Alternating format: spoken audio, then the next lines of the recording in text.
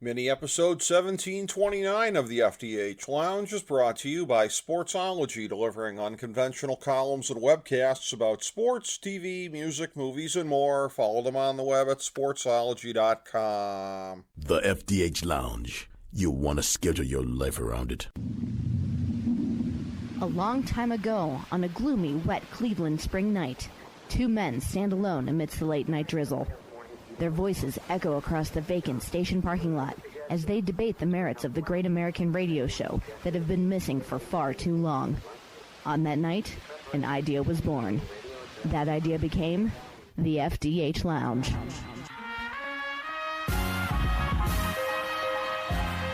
Welcome to the FDH Lounge. Hello, everyone. Welcome to FDH Lounge, mini episode 1729. This is FDH Managing Partner Rick Morris coming at you, and we have today our 2024 NBA Finals preview. Now, here's a little bit of a funny note on that. We are actually recording this on Memorial Day, and I will get this up sometime early this week.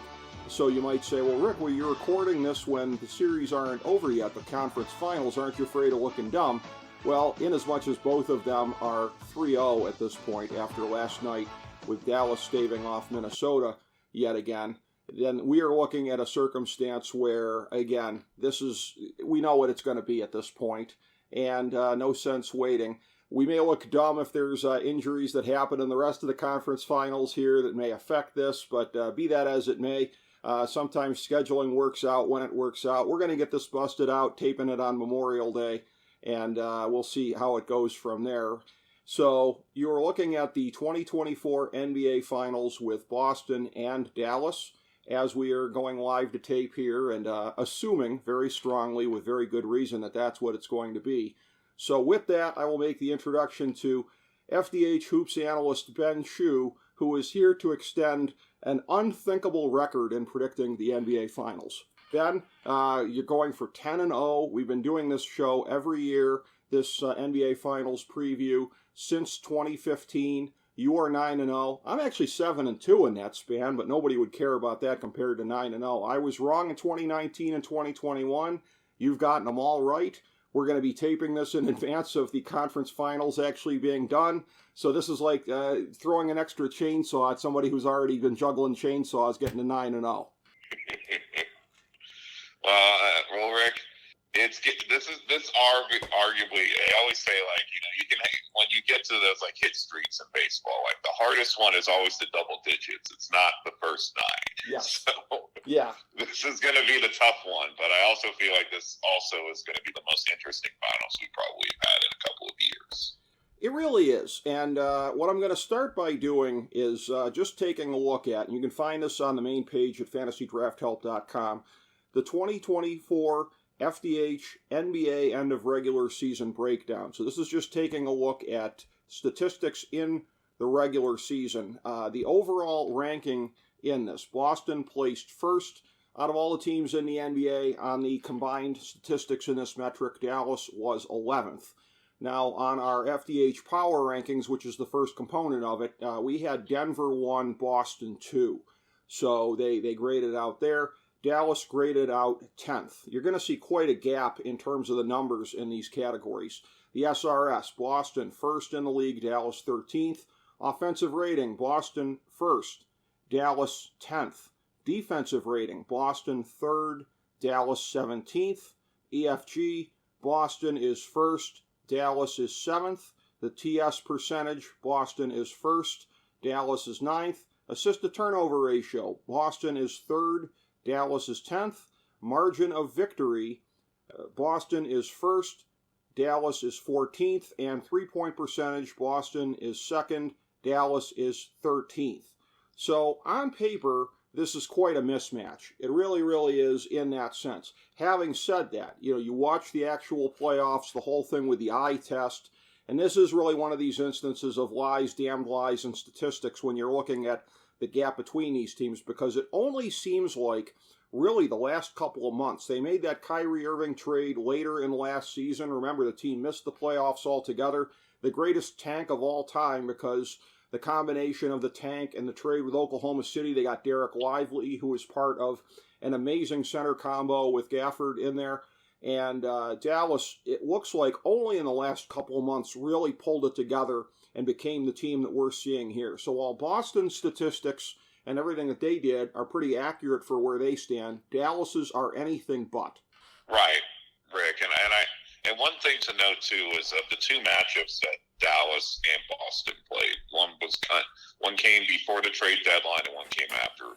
Boston had won both games by a margin of +15. So those numbers are interesting as well. And, I mean, let's just be honest, Boston has pretty much cruised through the playoffs so far. So I think the interesting question is now it's going to turn down to essentially Boston's easier path to the finals in comparison to Dallas, who had a little bit more adversity. Like, where is this series going to land ultimately on? How many games and how Boston's home court advantage will play a role here? Well, yes, and I want to say also, too, something you'd said to me off air, that how much credit Nico Harrison gets for making the moves with the Mavericks, because in terms of the trade deadline, P.J. Washington coming in and being a big deal, just all of the moves that he's made around the margins the last 2 years have really set this thing up very nicely.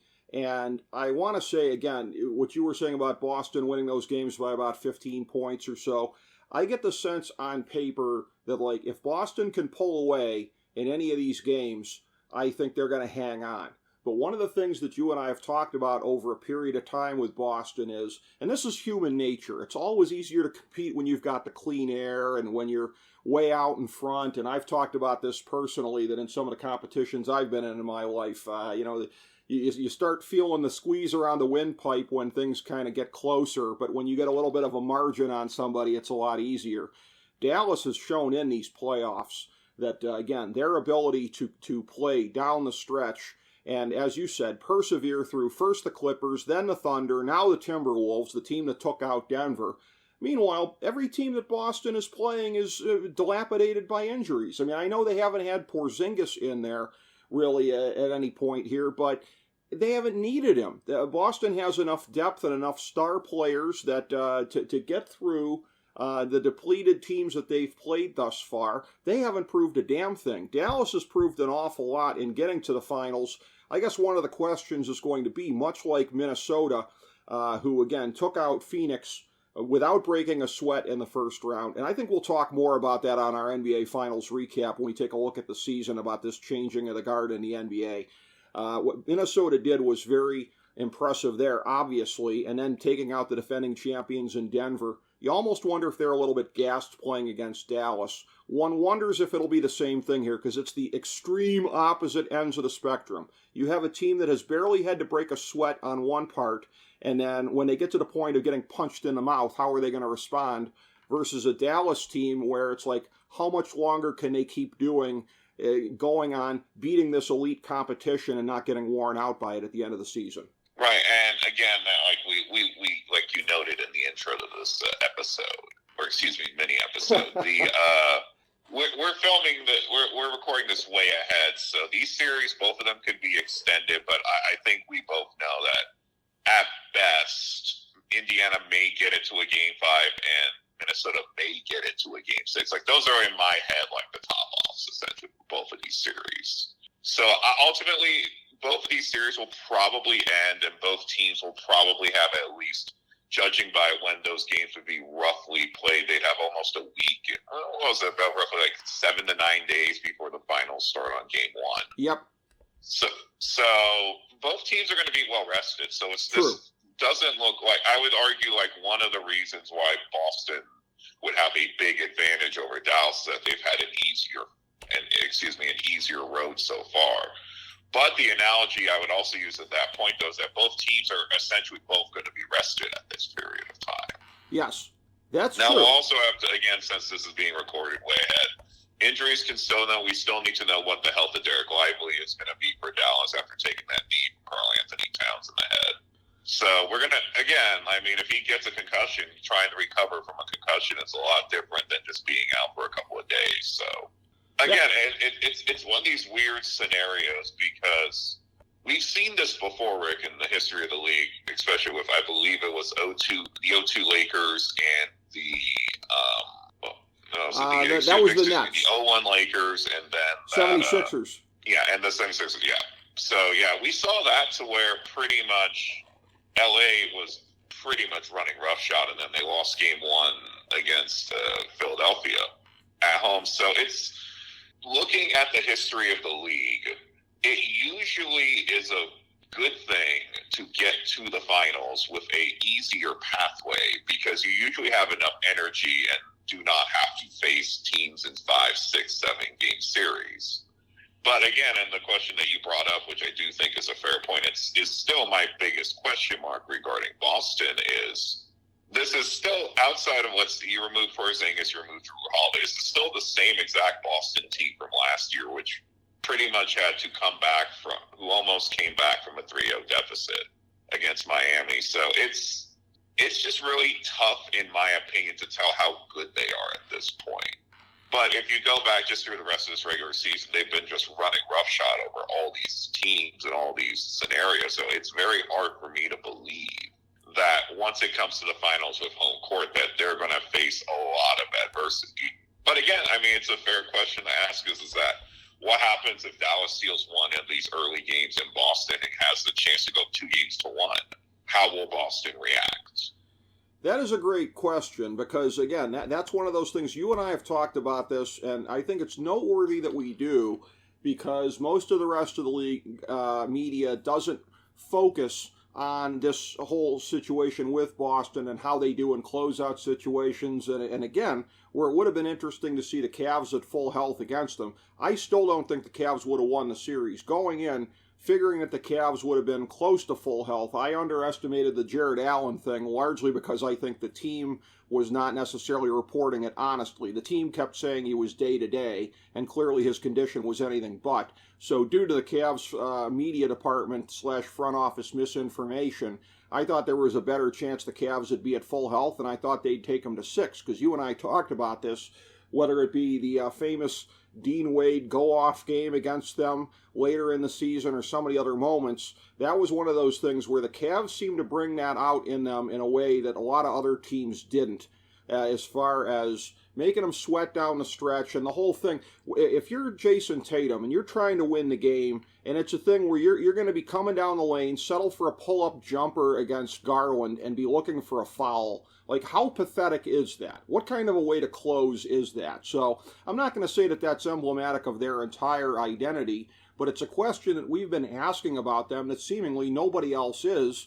And if you're playing a Dallas team that just looks like the Terminator in the fourth quarter as far as taking control of games, that has to be an issue for them. Right, and the question ultimately, and we discussed this already, and if we look through the history of Luka Doncic in Boston, he's had some very memorable performances already and won games at Boston. So this is not, there's no bugaboo with this Dallas team. But I think you and me both know this relatively well. This series is going to come down to Kyrie Irving. Yeah.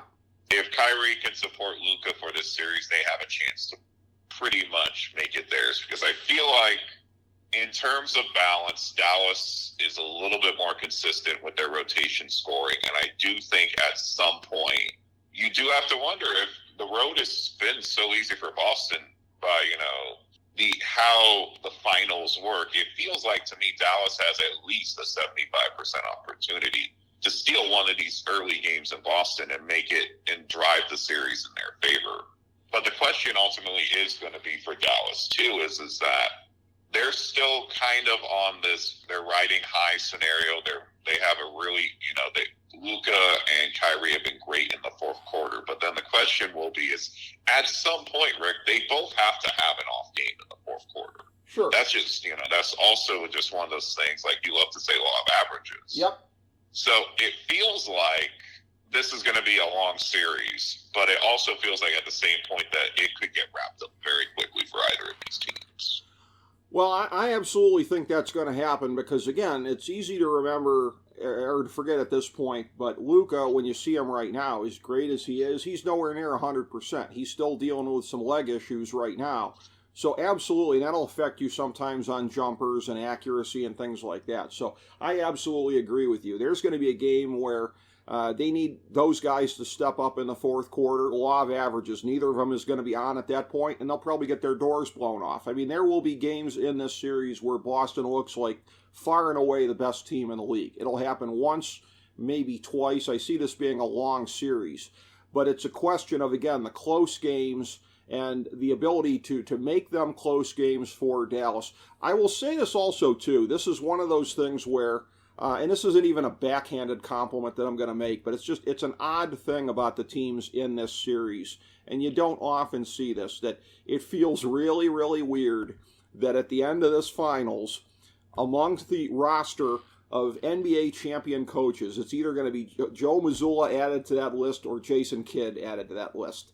That just feels weird because, and I can tell you from following some Dallas media, I mean, nobody gives Jason Kidd credit for what they're doing, and I can't even say that they're necessarily selling him short because his strategic moves don't seem to have a whole heck of a lot to do with their success. I'm sure he and his fan base would find that to be inaccurate and unfair, but there's little to no segment of the population out there that really credits Jason Kidd for what they're doing, and I can't say that feels unfair. And then for Mazzulla, he just has a tendency a lot of times of, WTF decisions in big moments. So at the end of this, one of these two is going to be a champion coach, and that's where it might really come down to it too, that of these two guys who are not, Mazzulla gets credited a lot for their regular season success. I think he gets a lot more credit than Kidd just because Boston is the shiny object through the regular season and into the playoffs, generally speaking.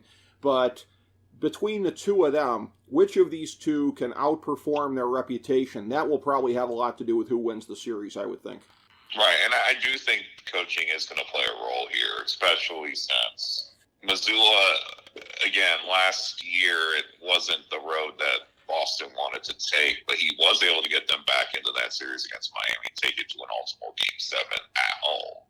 And then Jason Kidd, I mean, it's very interesting, Rick, where you have two maligned head coaches going into a finals against each other. Because normally at some point one is rising and one is falling. At this point, Mazzulla, I think, has been, it's one of those things where he was learning on the fly as a rookie head coach. And it's understandable that you're going to make mistakes and you're going to look at errors. But rotation-wise, he's been very intelligent. He's been fixing one of the glaring errors I think we saw in his first year was his timeout fiascos. And it seems like, just in terms of how everything's going, he's finding a little bit of his groove. And it's the same with Jason Kidd, too, because when Jason Kidd got to Dallas, one of the bigger issues that I think he was trying to figure out was how do you maximize Luka's potential with the lineup on the floor that he was given. And let's be honest, those Mavericks teams at that time, Rick, they were they weren't really defensively heavy. They had a lot of shooters. So I think perceptionally,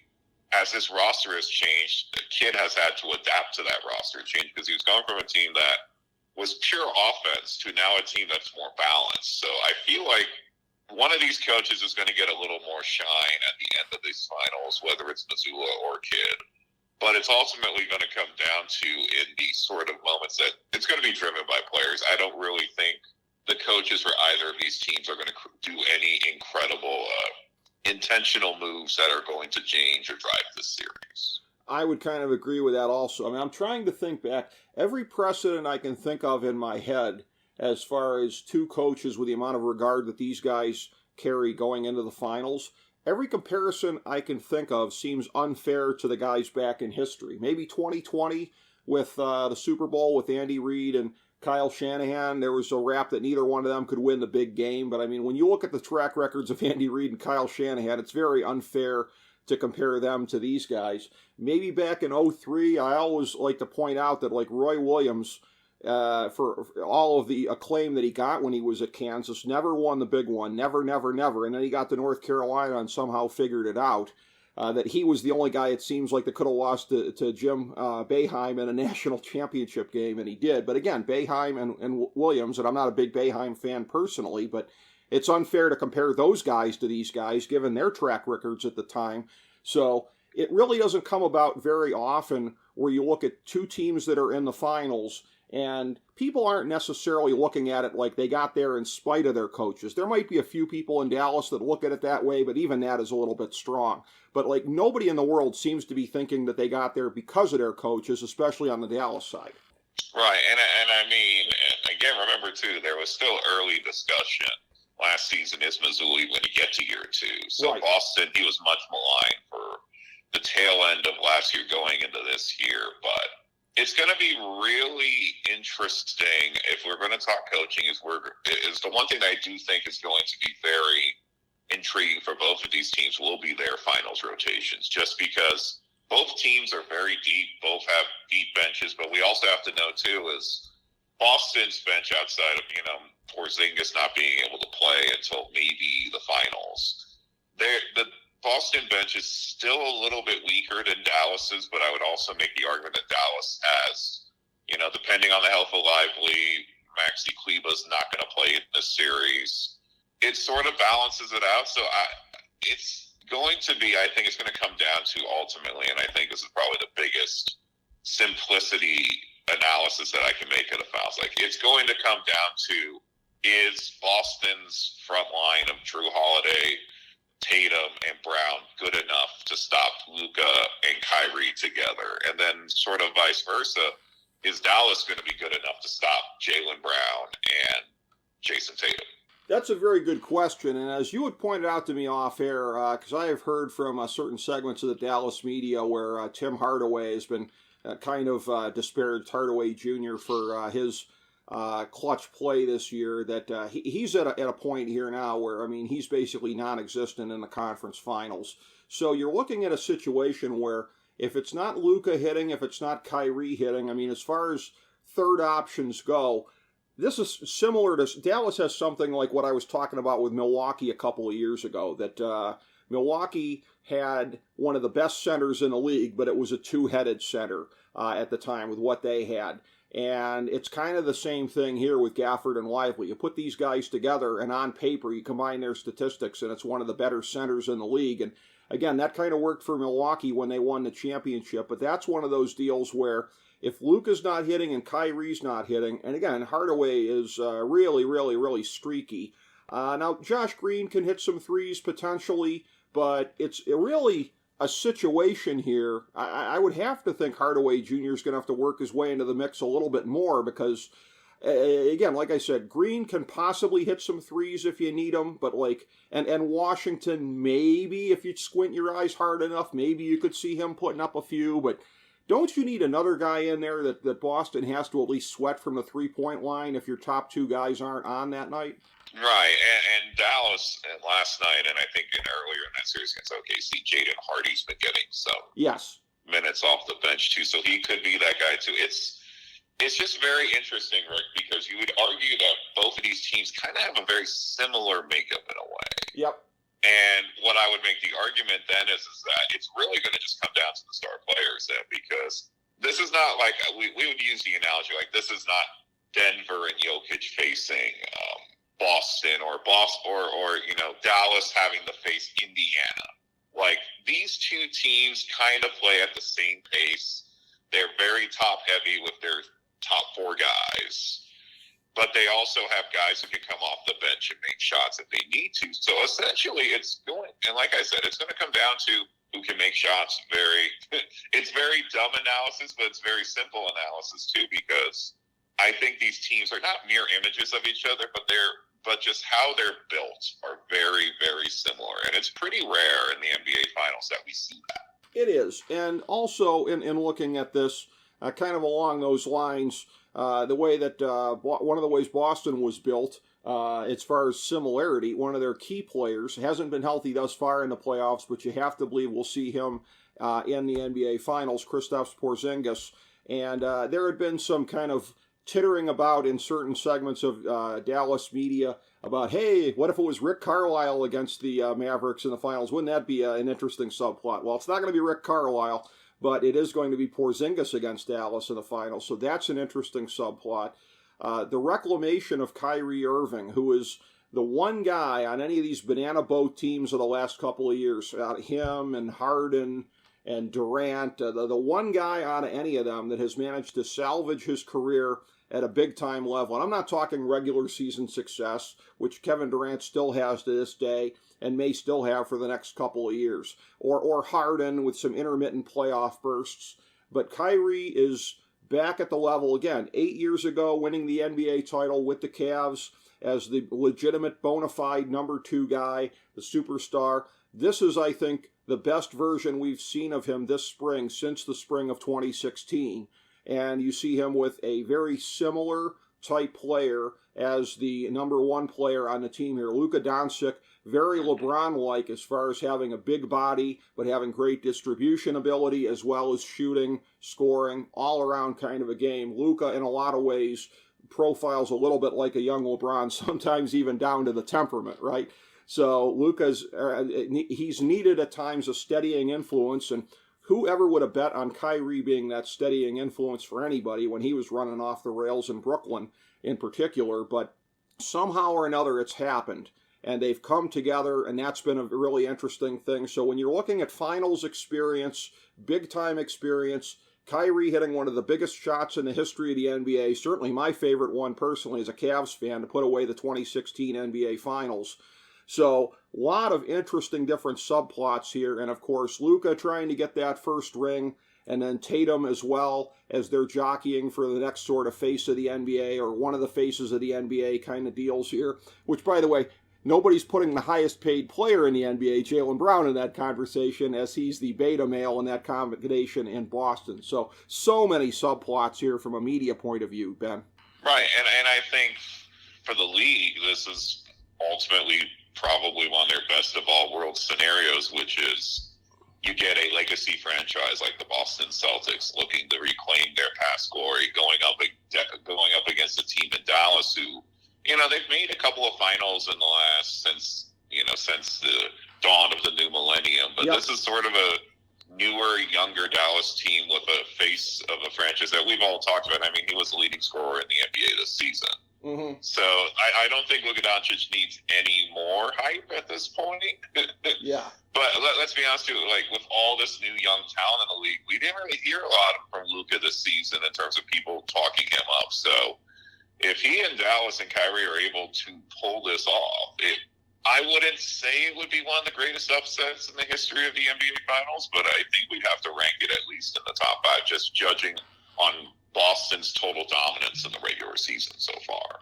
Now, when you say that, are you looking at basically the whole path, basically since the spring? Because even going into March, there were some moments where they were really kind of stumbling a little bit. So when you're talking about it being a great upset, you're not talking about necessarily these teams being here facing each other in the finals, but the path to getting there. Are you talking about the totality of what it took for Dallas to get I'm this talking point? more in terms of just the totality of dominance that Boston has showed this season. Okay. That essentially they're the overall number 1 seed of the entire league. They've lost a grand total of, at this point, unless I'm mistaken, Rick, 2 games in the playoffs. Mm-hmm. Going up against a Dallas team, which essentially, if we're being totally honest, before the trade deadline was middling in the middle of the Western Conference. Yeah. If you just look at that from that angle, it's not going to be an upset on paper, but it's going to be an upset when people look back on it and just view the data about how dominant this Boston team was during the regular season and the playoffs. Absolutely, because we read the numbers before, and the numbers say what they say. But the funny thing is, the numbers said what they said. I mean, Boston was a team that about a year ago, they were in about the same spot. They looked statistically a whole heck of a lot better than Denver did last year. And we saw who was standing at the end of the day here, and it wasn't the Boston Celtics. Now, again, they didn't play Denver in the finals, but there was nothing that we saw, absolutely nothing that we saw from Boston in the playoffs last year that would make you think that they would be able to take out Denver in the finals. So it's not one of those things like, oh, if we'd have been there, we'd have shown those Nuggets a thing or two. No, said nobody ever as far as how that went. So Boston is no stranger to making deep playoff runs with a regular season resume that shows that they are the best team in the league. They did it a year ago, and we saw how that ended up. So this might be the year, this might not be the year. I will say this, one of the things I will just say about myself that's funny is a lot of people have the whole notion of invented memories. and generally it's things about their own life. For me, it tends to be about historical things that didn't happen. A little bit of Mandela effect, perhaps we might say here. I'm always thinking back to, like, oh, the Mavericks trying to avenge one of those playoff losses in the 80s, but it was Houston both times, right? I'm thinking of Boston playing a team from Texas, and I'm thinking one of those times was Dallas, right? But it wasn't. It was Houston both times. The 2 times that we've seen Boston face off against somebody from the state of Texas, and they got the W on both occasions there. But this is one where, again, as we start to bring this around here, any of the notions that you have in your mind that we haven't talked about yet that are going to be important to consider going into this series? I do think there is one thing we haven't talked about, Rick, and I do think this will matter on some level, is it's going to be, and this, it's a very weird thing to say, but I want to make the argument in regards to the Celtics is at some point there has to be an X factor on that team. And there's going to be someone that comes off the bench that is going to do something at some point in this series and is going to help them get a win. And I think the obvious candidate would probably be someone like Payne Pritchard, who's kind of been, he was pretty much, tossed on the depth chart near the tail end of that, those Celtics teams that were ousted earlier on. So I think Boston's 3-point depth with Hauser and him are good. I think that's going to be something we're going to talk about. And on the flip side for Dallas, some of these younger, more unheard of, guys like Jaden Harvey, guys like, it would not shock me if we see a little bit of Dwight Powell also in this series if Derek Lively's not 100%. So I think we'll see, there will be at least one moment in one of these games where either a Payne Pritchard or a Dwight Powell or a Jaden Hardy is going to win, is going to assist in winning one of these games for their respective teams. Interesting. Okay. Well, as we go all the way around on this here, as we're looking at this, and again, no pressure with you being 9-0 over the last 9 NBA Finals, push comes to shove, what's your pick going into the 2024 NBA Finals? How would you see this shaking out, Ben Chu? You see, Rick, this is ultimately one of the tougher picks because, and we've had this, there were years too, we've discussed this, that they were very easy picks, some were, a little bit out on the limb and all that, but considering both of these teams are very close mirror images of themselves and feeling how this season has kind of gone, I'm going to this. I've used this rule. Like I usually tend to pick with my heart over my head in most periods of these times, but I just feel like just based off of prior seasons and how Dallas's success in Boston recently hasn't been there, I'm going to lean towards the Celtics in 6. Okay. Well, I will tell you in terms of that, again, a lot of times on these picks here in the finals, I police myself on the head versus heart kind of a thing here. And that's one of the reasons I got 2019 wrong. And by the way, it was very interesting. The 4 times that the Cavs and Warriors were in the finals, you and I picked it correctly every time. And that means, yes, we got it right that the 73-9 Warriors were going to lose in 2016. So we got all of those ones right. I went with the Warriors in 2019 because I was afraid that to go Toronto, as much as I desperately wanted Toronto to win, I just didn't see it there. You saw it in a lot of the advanced statistics at the time. You were able to see it. I think 538 also, I think their computers, if I remember at the time, I think they were also kind of on Toronto.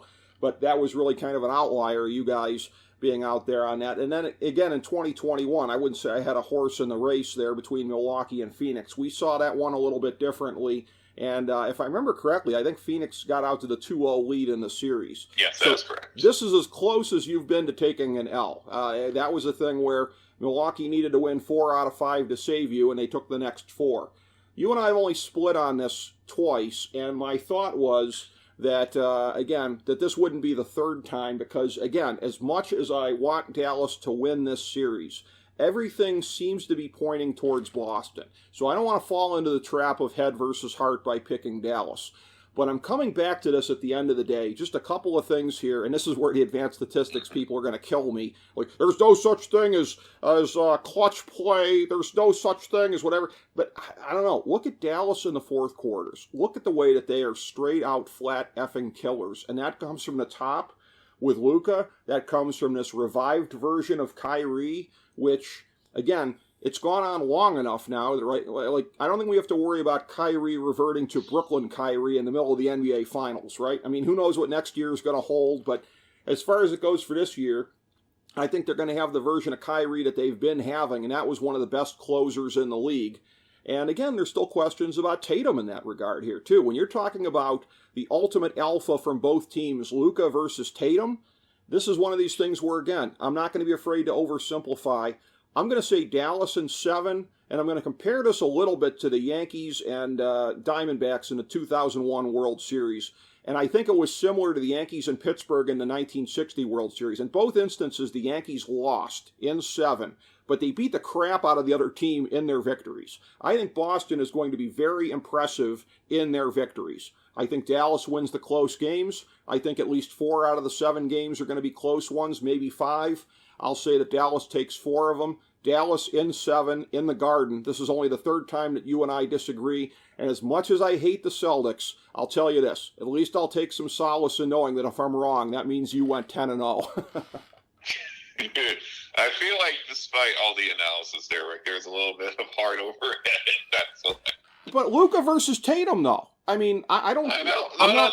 We tend to forget, too, Tatum has also hit some big shots, and Jaylen Brown has hit some big shots, too. You have to like hunt. I said, you have to hunt for them. Already. I think this, and we've discussed this since we've done this, which dates back all the way to 2015, Rick. Yeah. I am going to put this out there that even if I do lose, like, this is arguably, on paper, the hardest finals that you will have to predict in a while. Harder than 2021? Because we were really befuddled by that one, and we did split on that one, too. It's very interesting. Yeah. The hardest I ones to pick, we split. The argument, though, is that, and again, I'm not trying to necessarily defend my pick, but what I'm essentially trying to say, though, is that both teams, based on their makeup, is very similar, and it's very unusual when the team that is just the more balanced and the higher seed and has home court usually wins the series. But again, I may be wrong.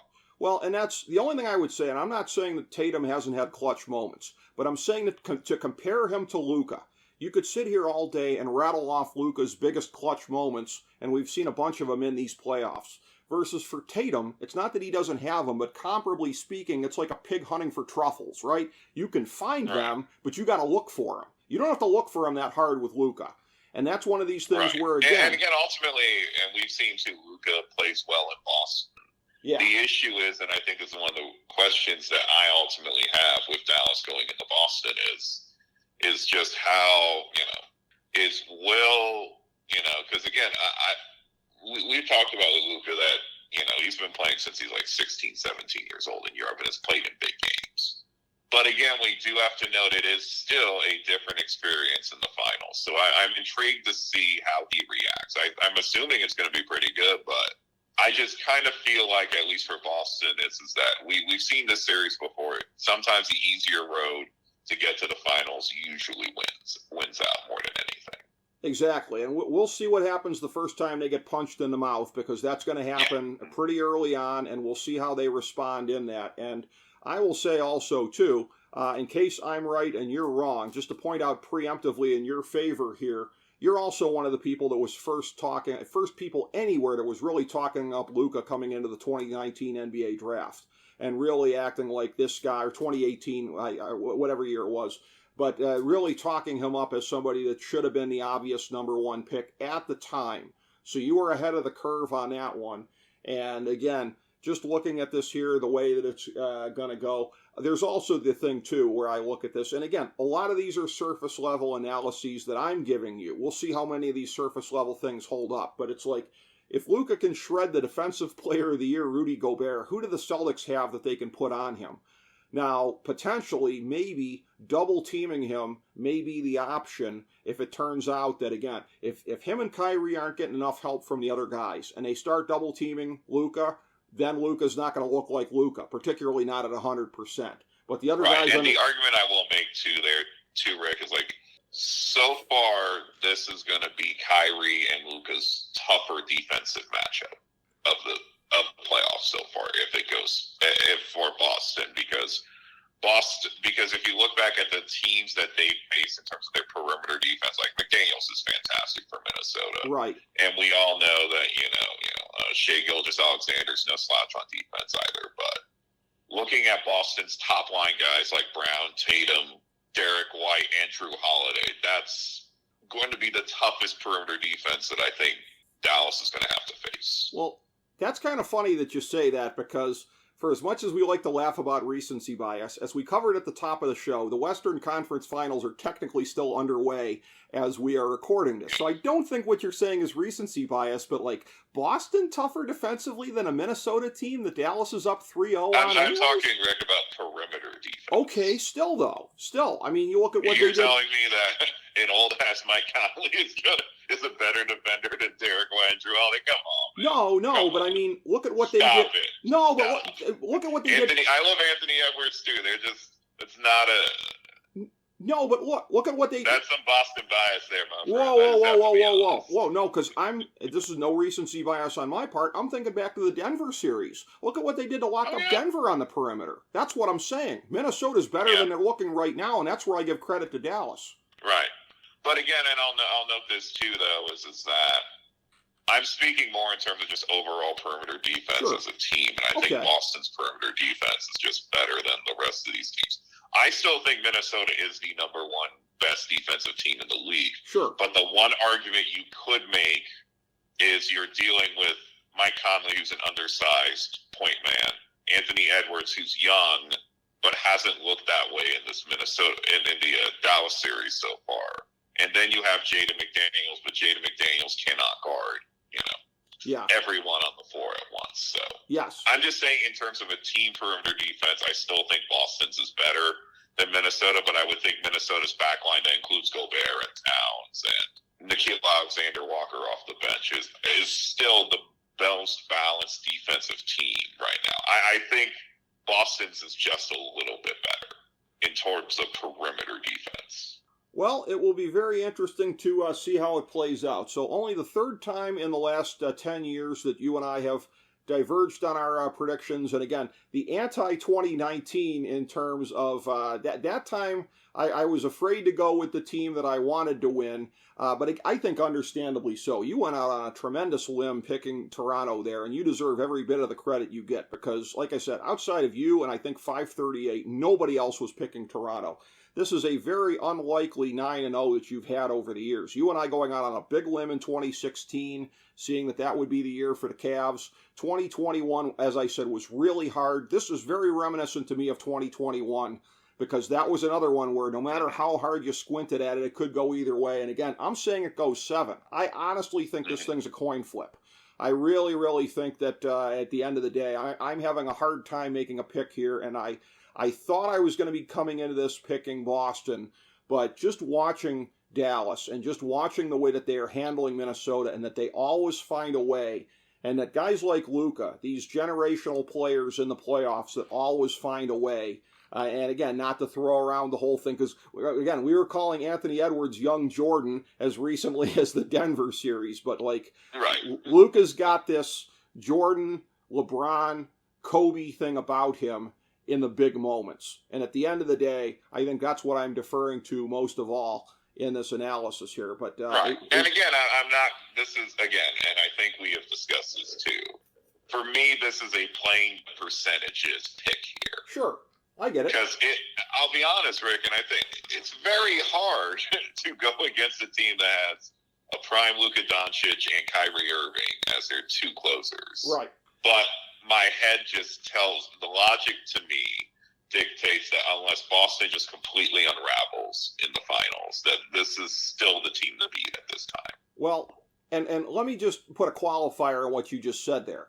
A prime Luka Doncic and Kyrie Irving. A team that just had that missed the playoffs a year ago, albeit, again, they were smart the last game of the season to tank. They kept their pick. It turned in eventually via trade with Oklahoma City to Derek Lively and helped get them there now. But they had a prime Doncic and Kyrie Irving a year ago. They now have a prime Doncic and once again a prime Kyrie Irving.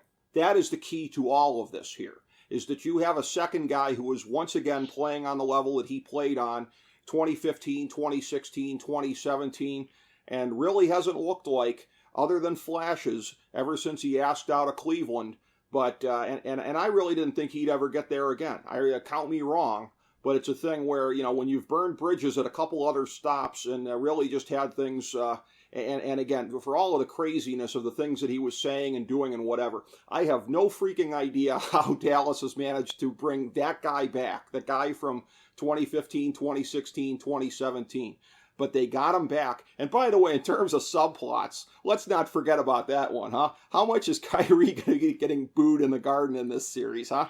And again, you also have to consider, too, that also plays into my logic, too, is that Kyrie, well, it's going to be, this is going to be a tough series. I think you and me would be super shocked if this doesn't at least go 6. Yep.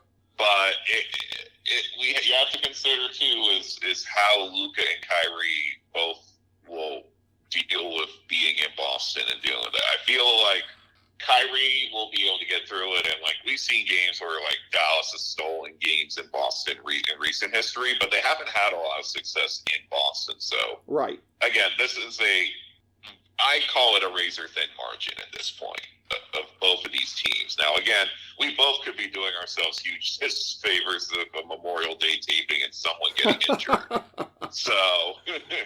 I do feel like, and let's be honest, this is going to be a good finals, and it really is, and I do not treat this not seriously, is that it literally is a coin flip in my opinion at this point. Yeah. But I feel like